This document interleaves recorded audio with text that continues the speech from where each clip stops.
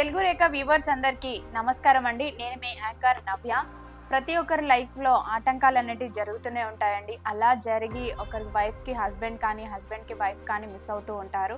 రెండవ సంబంధం అబ్బాయిల బయోడేటాస్ అయితే ఈరోజు మీ అందరి ముందుకి తీసుకొచ్చేసాము. రెండవ సంబంధం విషయాలలో అబ్బాయిలు చాలా ఫాస్ట్‌గా డెసిషన్ అనేది తీసుకుంటారు. కానీ అదే అమ్మాయిల విషయానికి వచ్చేసరికి కొంచెం ఆలోచిస్తూ ఉంటారు. వాళ్ళ కోసం కాకుండా వాళ్ళ పిల్లల కోసమైనా జీవితాన్ని కొనసాగించాలి కాబట్టి అందరూ లైఫ్‌లో ముందడుగు వేస్తూ ఉంటారు. ఈరోజు నేను తీసుకొచ్చిన రెండవ సంబంధంలో అందరూ అన్ని క్యాస్ట్‌ల గురించి ఉన్నారండి. అబ్బాయిలు క్యాస్ట్ ఓవర్‌లో ఉన్నారు. సేమ్ క్యాస్ట్‌లో కావాలనుకునే వాళ్ళు కూడా ఉన్నారు.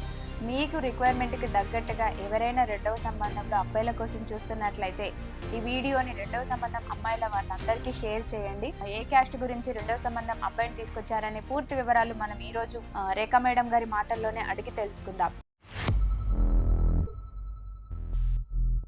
తెలుగు రేఖ ప్రేక్షకులకు నా నమస్తే అండి. ఈరోజు మీ అందరి కోసం అయితే రెండవ సంబంధం అబ్బాయిలను అయితే తీసుకొచ్చామండి. మొదటగా ముదిరాజ్ అబ్బాయిని అయితే తీసుకొచ్చానండి. అబ్బాయి డేట్ ఆఫ్ బర్త్ 19/10/1989. హైట్ 5.10 ఉంటారు. ఎడ్యుకేషన్ బీటెక్ చేశారు. జాబ్ ఈ అబ్బాయి ప్రైవేట్ జాబ్ అయితే చేస్తున్నారు. నెలకి 50,000 అయితే సంపాదిస్తున్నారు. ఈ అబ్బాయి ఎలా కావాలి అనుకుంటున్నారు, రిక్వైర్మెంట్ ఏంటి, ఆ విషయాలేంటో నవ్య మాటల్లో విందాం. ఈ అబ్బాయి వాళ్ళు ఎలా చూస్తున్నారు అని అంటే వీళ్ళుండేది హైదరాబాద్‌లోనండి, బాలనగర్‌లో.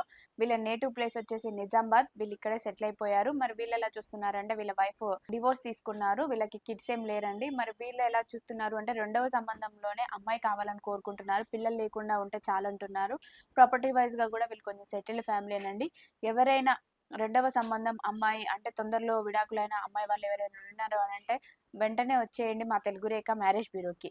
మరి అదే విధంగా రెండవ సంబంధం అబ్బాయిలు తీసుకొచ్చాం కాబట్టి మరి ఏ క్యాస్ట్ గురించి అబ్బాయిని తీసుకొచ్చారనే వివరాలు మేడం మాటల్లోనే విందాం. నాయి బ్రాహ్మణ్ అబ్బాయిని అయితే తీసుకొచ్చానండి. అబ్బాయి డేట్ ఆఫ్ బర్త్ 17/6/1996. హైట్ 5.7 ఉంటారు. ఎడ్యుకేషన్ డిగ్రీ మాత్రమే చేశారు. ఈ అబ్బాయి బిజినెస్ చేస్తున్నాడు. నెలకి 50,000 అయితే సంపాదిస్తున్నాడు. ఈ అబ్బాయి ఎక్కడ ఉంటున్నారంటే మన నాచారంలో అయితే ఉంటున్నాడు. ఈ అబ్బాయి రిక్వైర్మెంట్ ఏంటి, ఎలా కావాలి అనుకుంటున్నాడు, మరి బిజినెస్ మైండ్ సెట్ అమ్మాయా, లేక జాబ్ చేసే అమ్మాయా, జాబ్ చేయని కూడాని అమ్మాయా అని ఎలా అన్నది మరి ఓసీబీసీలో చూస్తున్నారు. ఆ వివరాలు అయితే మన నవ్య మాటల్లో విందాం. మరి ఈ అబ్బాయి వాళ్ళైతే బిజినెస్ చేస్తున్నారు కదండి. ఇక్కడే హైదరాబాద్ లోనే ఉంటున్నారండి. నాచారంలో ఉంటున్నారండి. మరి పెళ్ళైనాక 1 మంత్ కే విడాకులు అనేది అయిపోయింది. ఎందుకు అని అంటే అబ్బాయిని అనేది సరిగ్గా మ్యూచువల్ అండర్స్టాండింగ్ అనేది ఇద్దరి మధ్యలో లేదు. అందుకోసమని వాళ్ళు డివోర్స్ తీసుకున్నారు.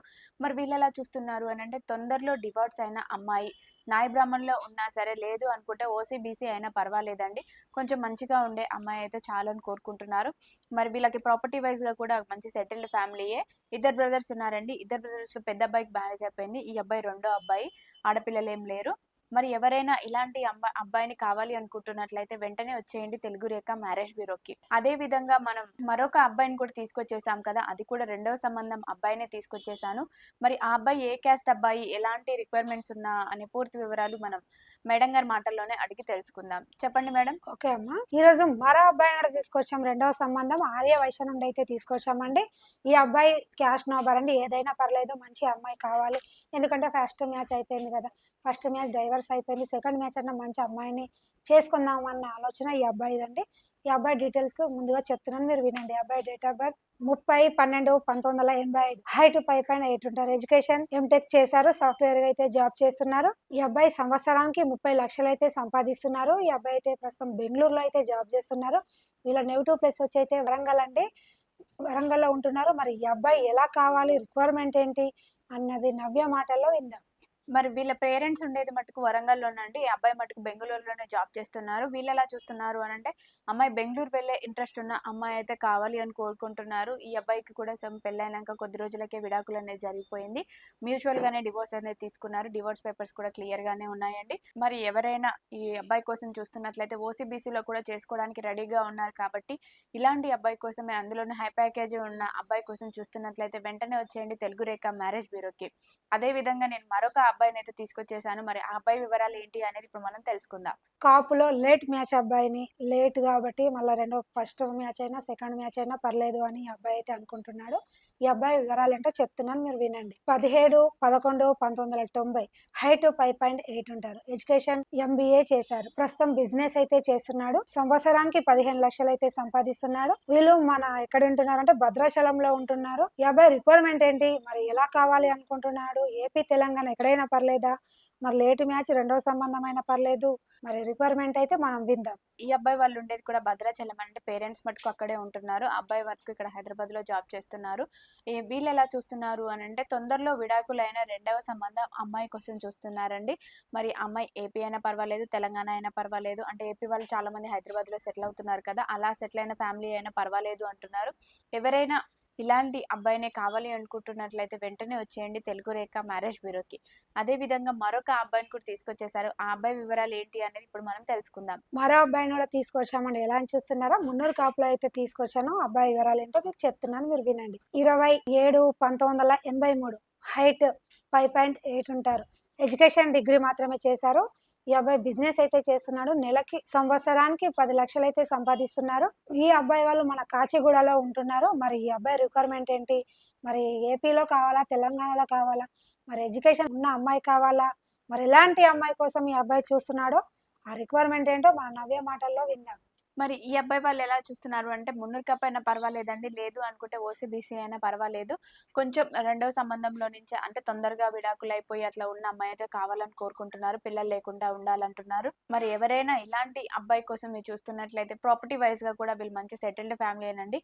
మరి ఎవరైనా ఇలాంటి అబ్బాయి కోసం చూస్తున్నట్లయితే వెంటనే వచ్చేయండి తెలుగు రేఖ మ్యారేజ్ బ్యూరోకి. అదే విధంగా మరొక రెండవ సంబంధం అబ్బాయి గురించి కూడా తీసుకొచ్చేసాం కాబట్టి ఆ అబ్బాయి వివరాలు కూడా మీరు ఇప్పుడు మేడం గారి మాటల్లోనే అడిగి తెలుసుకోండి. మరో అబ్బాయిని తీసుకొచ్చామండి. ఎలా అని చూస్తున్నారో, క్యాష్ నవాబర్‌లో రెడ్డి అబ్బాయిని అయితే తీసుకొచ్చామండి. అబ్బాయి డేట్ ఆఫ్ బర్త్ 8/7/1994, హైట్ 5.8 ఉంటారు. ఎడ్యుకేషన్ బీటెక్ చేశారు. ఈ అబ్బాయి సాఫ్ట్‌వేర్ గా అయితే జాబ్ చేస్తున్నారు. సంవత్సరానికి 12 లక్షలు అయితే సంపాదిస్తున్నారు. ఈ అబ్బాయి వాళ్ళు మనం మణికొండలో ఉంటున్నారు కాబట్టి మరి ఈ అబ్బాయి రిక్వైర్మెంట్ ఏంటి, ఎలా కావాలి అనుకుంటున్నారు, మరి ఆ డీటెయిల్స్ అయితే మన నవ్య మాటల్లో విందాం. మరి వీళ్ళు ఉండేది మణికొండలేనండి. ఇక్కడ హైదరాబాద్‌లో. వీళ్ళు మంచి సెటిల్డ్ ఫ్యామిలీ అండి.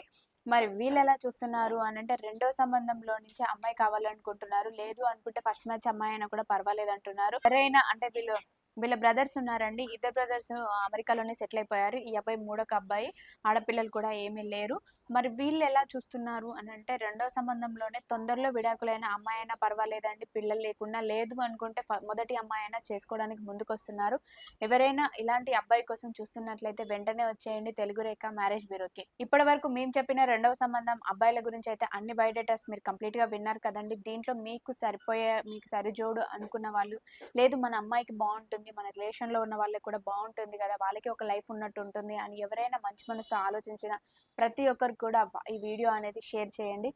మీ అందరికీ ఈ వీడియో నచ్చినట్లయితే లైక్ చేయండి, షేర్ చేయండి, సబ్స్క్రైబ్ చేయండి, గంట కూడా కొట్టండి. Thank you.